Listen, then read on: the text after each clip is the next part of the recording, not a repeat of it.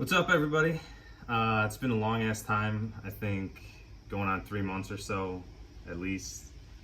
Um, it's not because nothing's been going on. As you can see, we're in a new shed, one that has a bamboo tree growing in it currently, but it's much bigger than the old shed. So definitely an upgrade.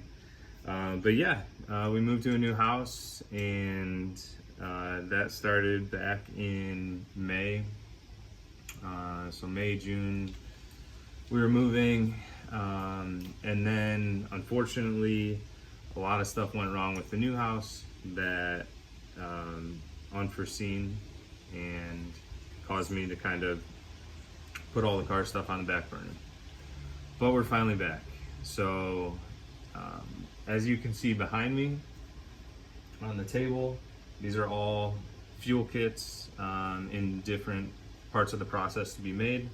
Everything in front of me, also part of the fuel kits. So I have 5 that we're gonna go through and finish up today and get those sent out next week. And then from there, we'll see if I do another run of 5, or if I get back to more of the manifold stuff. The bottom line is, with the manifolds and the full turbo kits, you need fuel to utilize them. So I put those on the back burner to really concentrate on the fuel kits. Now that those will be running, now people will actually have the ability to run the bigger turbos, and really utilize all that they can bring to the table. So that's that. I'm excited to be back. It is currently before noon, so no beer before noon, so we're going to start with coffee. This is Arche Brewing out of Akron. This is Twitchy Bitch. They do this as like a rotating stout with different coffee beans each time. And this current one, because I am as basic as it gets, this is aged on pumpkin spice coffee beans, also with habanero peppers. This is one of my absolute favorites that they do. I love anything pumpkin spice, but also I like a little heat. So the habanero edition is great. Man, that's good.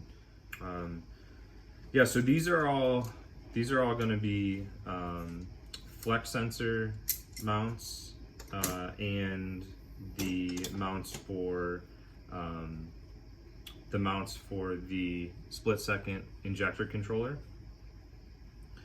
I spent a lot of time last week making jigs for everything. To this point, I've literally been taking my entire fuel system off of the car, and then putting the new fuel systems that I'm building on the car for mock-up. That obviously is not sustainable, and I needed a better way to kind of reproduce these the same every time. So I got everything mocked up one last time on my car. I changed my mounting designs quite a bit. They're quicker and easier to make now. I think they look a lot better than kind of my first iteration. Definitely way better than my original thrown together design with scrap that I did for my car. So you're going from this big heavy mild steel plate down to this aluminum, nice and light, still plenty of strength. Looks a lot better in the bay. In between that, I had some different iterations like this, but it just wasn't it wasn't giving me anything extra to use plate like this. And it wasn't giving me the strength that I wanted. I could have gone to a bigger plate, but it just didn't make sense. So yeah, so went through a bunch of those and finally came up with the design I liked.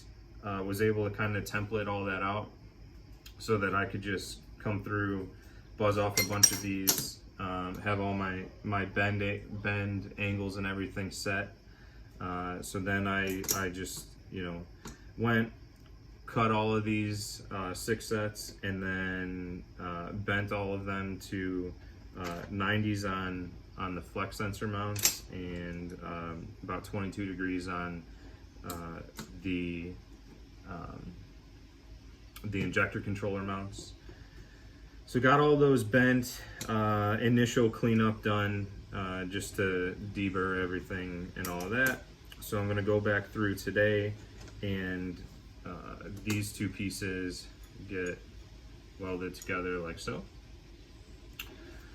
So I'm gonna do all the welding today, all the finishing on these, and then I'm gonna hop over to the actual injector elbows, which I also have a jig set up for. This one, again, I was always just repositioning this in my car every time I wanted to do one of these. It was also always a pain in the ass to find a good way to hold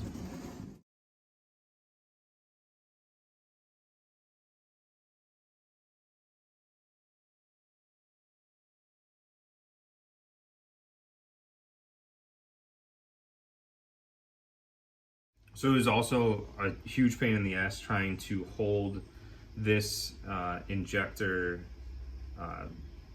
the weld-on bung basically, in the right spot.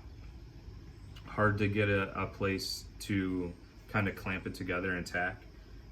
So I came up with, you know, just a really simple jig to work with my my bench vise here, and it positions this exactly where it needs to be, and then I just go through, tack, weld through those. Also gives me the exact location where I need these holes. So these are the holes for the injector. Now then I do go back by hand and elongate the inside. I won't get too much into that, but basically it needs that so that when the injector sprays, you know, the cone that comes out is you know, a different shape than this, because the injectors are at an angle going in here.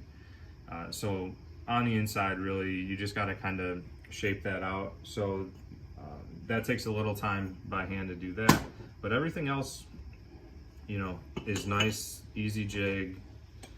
Throw it all together, done. Then lastly, came up with this little pressure test rig that will test the entire system start to finish.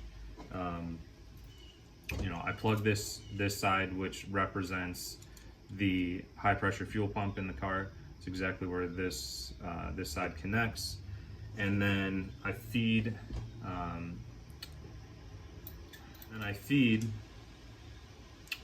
through the exact same style fitting, quick disconnect fuel fitting that is on the car. So I can actually feed the system exactly how it will be running on the car. It has, you know, essentially your stop points right where they would be on the car. This being the high pressure fuel pump, and then from this side, sorry, going all the way into the injector rail. So yeah, that's, again, it became something that was really important to me to, you know, find a way to do. So I'm excited about that. Got the gauge here just to make sure that I'm getting enough pressure in the system to really test it at operating pressure. But So that's going to be, all stuff that I work on today. Again, I'm going to start with the mounts. After the mounts, I'm going to knock out a bunch of these injector assemblies, and then lastly, I'll go and I'll assemble the lines, and then just pressure test everything probably tomorrow. Have Labor Day off, so I'll probably pressure test everything tomorrow, and then box everything up and send them out next week. So until then, enjoy. Cheers.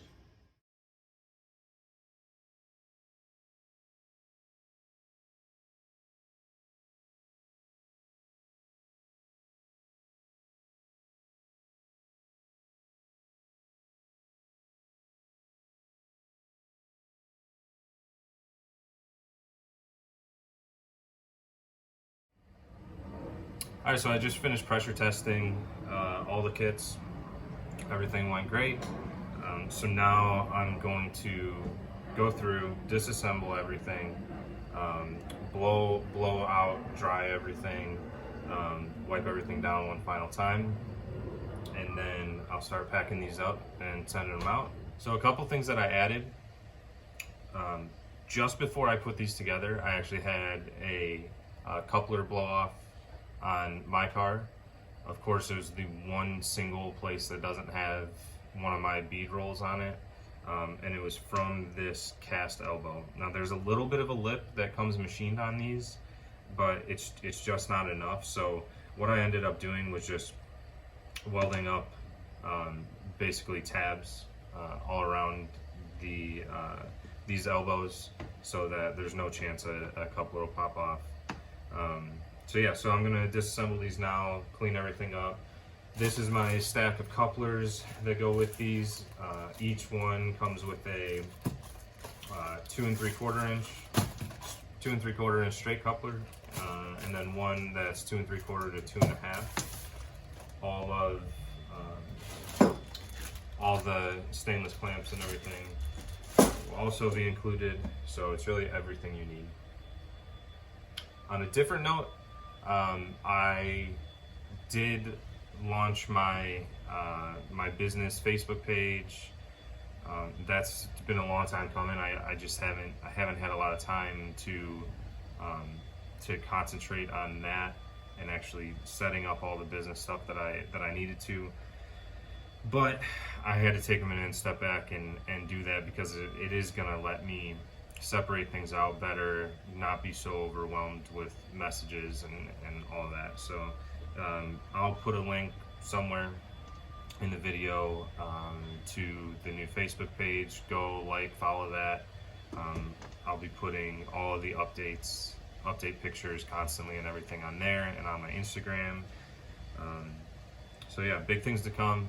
This first batch of 5 was a big deal for me, because although we've been running a few of them, I keep tweaking the kit a little bit and running the lines a little differently, and this was the time where I was finally able to finalize everything and build all the little jigs and fixtures that I need to be able to reproduce the mounts, the where to drill the holes, where to weld, all of that stuff. So now that that's all complete and finalized, I can knock these out a lot faster now. Really excited to see these on some cars. See people start understanding why it works so well, how much of an issue the stock fuel system alone has been with making solid, safe power on these cars. And eventually looking really forward to these going on some built engine cars and making some big power. So just wanted to shoot a little wrap-up video. Been a crazy week, but a very exciting one. I have 3 kits that are all packed up. I'm about to jump in the car and go ship those out today. Can't wait to see these running on some cars. So I do have 2 more kits available as of the time of this video. I'm going to be posting some info on that up on my my new Facebook page. So look out for that, and how you can order those if you want to get one of those last 2 available kits.